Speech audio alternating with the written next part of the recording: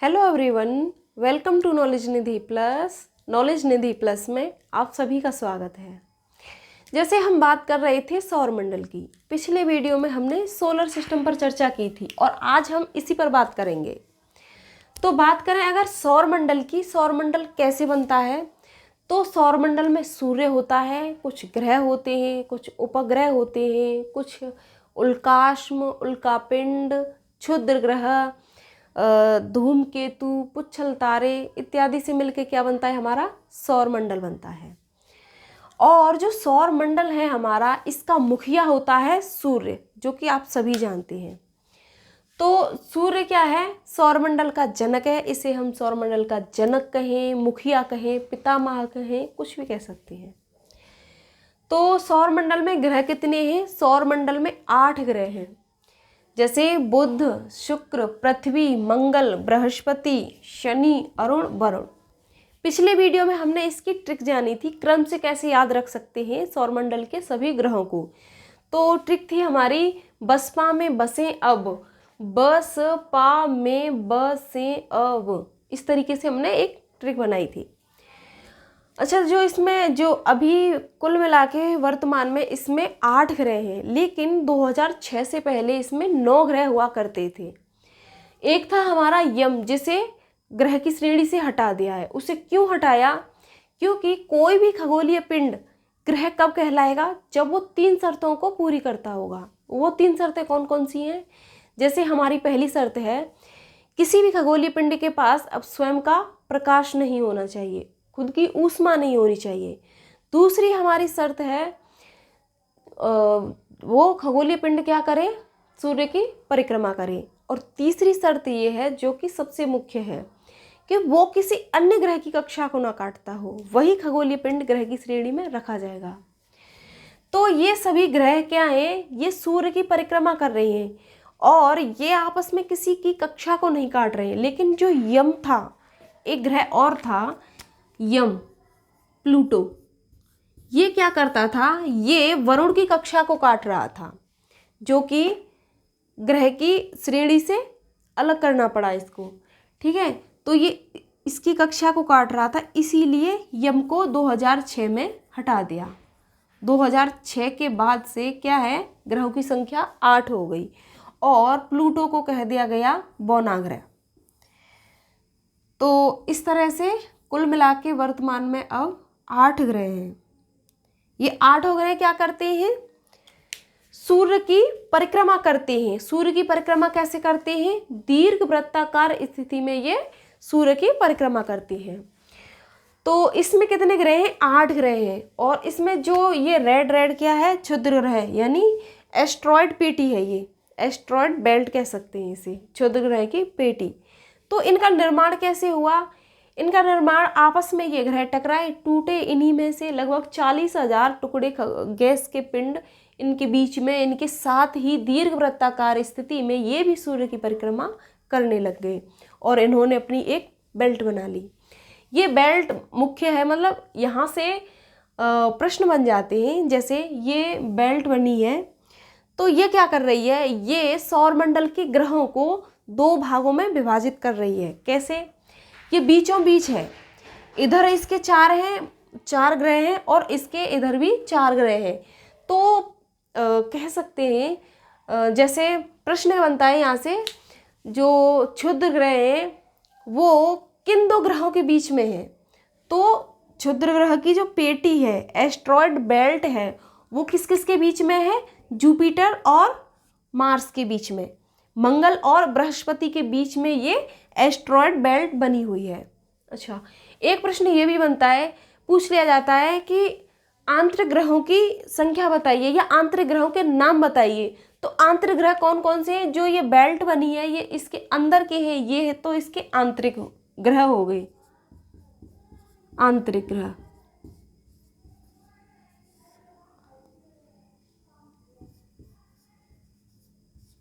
और जो बेल्ट के बाहर है, ये इसके बाहरी ग्रह हो गए। ठीक, तो अगर आंतरिक ग्रह पूछे जाएं तो हम बताएंगे बुध, शुक्र, पृथ्वी और मंगल। मरकरी, वीनस, अर्थ और मार्स, ये हमारे कहाँ है, आंतरिक ग्रह हैं, ठीक है, क्योंकि ये बेल्ट के इधर है। और जो बाहरी ग्रह हैं ये हमारा जुपिटर हुआ, सैटर्न हुआ, नेपच्यून, यूरेनस, ये हमारे क्या हैं, बाहरी ग्रह हैं। तो इस तरह से यहाँ से प्रश्न बन जाते हैं। अब हम बात करेंगे, जैसे हमने पिछली वीडियो में सूर्य की स्थिति जानी, सौरमंडल में सूर्य की क्या स्थिति है। सौरमंडल जैसे सूर्य है हमारा, इसका मतलब ये किससे बना है, गर्म गैसों से बना है बेसिकली। इसमें क्या होता है, इसके वायुमंडल के बारे में जाना, कोरोना जो स्थिति बनती है जब सूर्य ग्रहण होता है, तो कोरोना जो सर्कल बनता है, जो चमकता है, तो उसे हम कोरोना बोल देते हैं। कुल मिला के हमने इसकी स्थिति जानी पिछली वीडियो में। आज हम बात करेंगे जो सौरमंडल के 8 ग्रह हैं, ये जो ग्रह हैं सौरमंडल में, ये अपनी क्या भूमिका निभाते हैं, या फिर हम कह सकते हैं ग्रहों की क्या स्थिति है। तो सबसे पहले हम मरकरी की बात करेंगे, बुध की सौरमंडल में क्या स्थिति है, तो इसी के बारे में जानेंगे।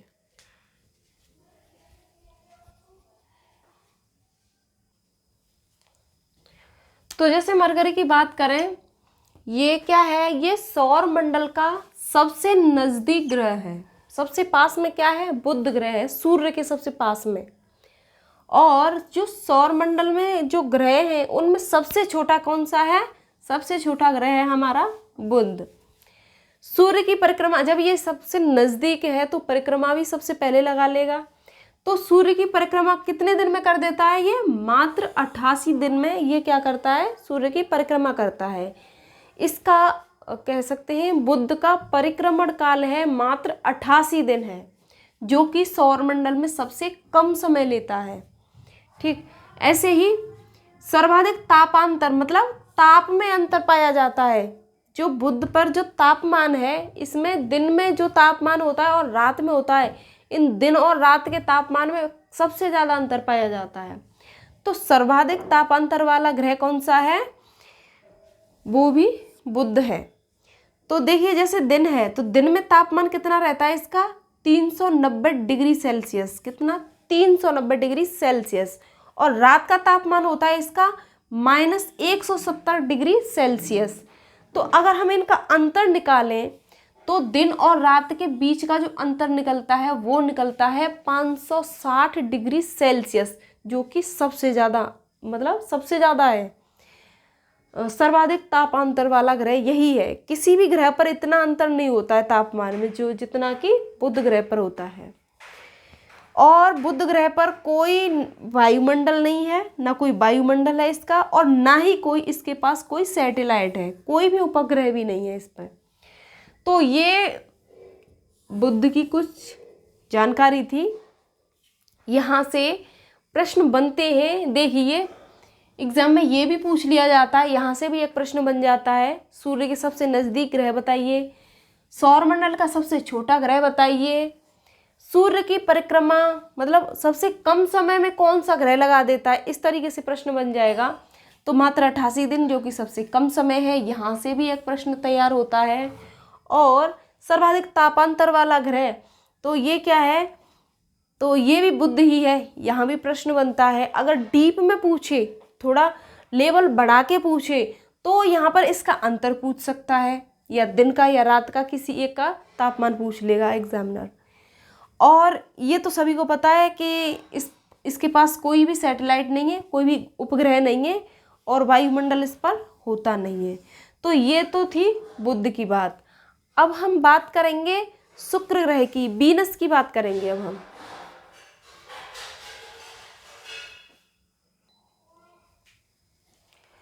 बात करें अगर वीनस की यानी शुक्र की बात करें, तो शुक्र की क्या स्थिति है सौरमंडल में।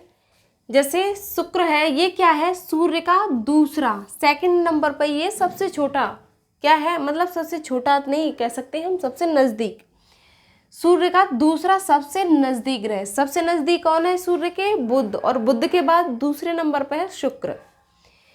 पृथ्वी के सबसे नज़दीक, किसके, पृथ्वी के। प्रश्न बनता है पृथ्वी के सबसे नज़दीक ग्रह का नाम बताइए, तो हम लगाएंगे वीनस यानी शुक्र। सूर्य की परिक्रमा कब करता है? मात्र 225 दिन में। ये परिक्रमा, इसकी परिक्रमण जो गति है उसका समय है 225 दिन। अच्छा, जो शुक्र है इसका आकार और भार लगभग कैसा है? पृथ्वी के समान है। इसीलिए इसी कारण जो शुक्र है इसको पृथ्वी की क्या कहते हैं? जुड़वा बहन। ठीक, जुड़वा बहन कहा जाता है। क्यों कहा जाता है? क्योंकि जो पृथ्वी का आकार है लगभग वैसा ही शुक्र का आकार है और उतना ही इसमें भार है, लगभग इसी के समान है, तो इसीलिए इसको जुड़वा बहन बोल देते हैं। किसकी? पृथ्वी की। सौरमंडल का सबसे चमकीला ग्रह, सबसे चमकीला ग्रह किसको कहा जाता है? वीनस को। और ये सबसे ज्यादा चमकता है, इसीलिए इसको क्या कहते हैं? सौंदर्य का देवता। सौंदर्य का देवता पूछा जाए तो शुक्र। सांझ का तारा और भोर का तारा किसको कहते हैं? शुक्र को कहते हैं। तो इस तरह से शुक्र के बारे में जानकारी। तो देखिए, हम बात करेंगे, एक एक लाइन की बात करेंगे। देखिए, अगर यहाँ से प्रश्न बन जाता है सौरमंडल का दूसरा सबसे छोटा ग्रह बताइए या दूसरा सबसे नज़दीक ग्रह बताइए, तो हम लगाएंगे शुक्र। एक प्रश्न इस तरीके से बन जाता है। पृथ्वी के सबसे नज़दीक, ये तो बहुत पूछा जाता है यूपी टेट में, ठीक है। पृथ्वी के सबसे नज़दीक ग्रह कौन सा है? शुक्र है। सूर्य की परिक्रमा, ये तो नॉर्मल सभी याद रख लेते हैं। बेसिकली यहाँ से भी प्रश्न बन जाता है, तो हर लाइन में प्रश्न है। इसका आकार किसका? शुक्र का। कहा जाता है पृथ्वी की जुड़वा बहन कौन है? तो पृथ्वी की जुड़वा बहन है शुक्र। अगर इसका रीजन पूछा जाए कि शुक्र अगर इसकी जुड़वा बहन है तो क्यों है, तो इसके आकार और भार की बात की जाती है, जो कि लगभग पृथ्वी के समान है। तो एक प्रश्न यहाँ से बन जाता है, ठीक है। जुड़वा बहन किसकी? पृथ्वी की। कौन? शुक्र। सौरमंडल का सबसे चमकीला, ये बहुत पूछा जाता है। और सौंदर्य का देवता किसे कहा जाता है? सौंदर्य का देवता भी किसको? शुक्र को, यानी वीनस को कहा जाता है। और सांझ का तारा, बताइए सांझ का तारा किसे कहते हैं? शुक्र को। भोर का तारा किसे कहते हैं? शुक्र को। अगर पूछा जाए सांझ का तारा, तो अगर सांझ का पूछा जाए तो भी शुक्र होगा, भोर का पूछा जाए तो भी शुक्र होगा, दोनों में होगा। ऐसा नहीं है कि भोर का अलग हो और सांझ का अलग हो। तो ये इसकी विशेषता है। यहाँ से तो बहुत सारे प्रश्न बनते हैं शुक्र से। आगे और बात करेंगे हम।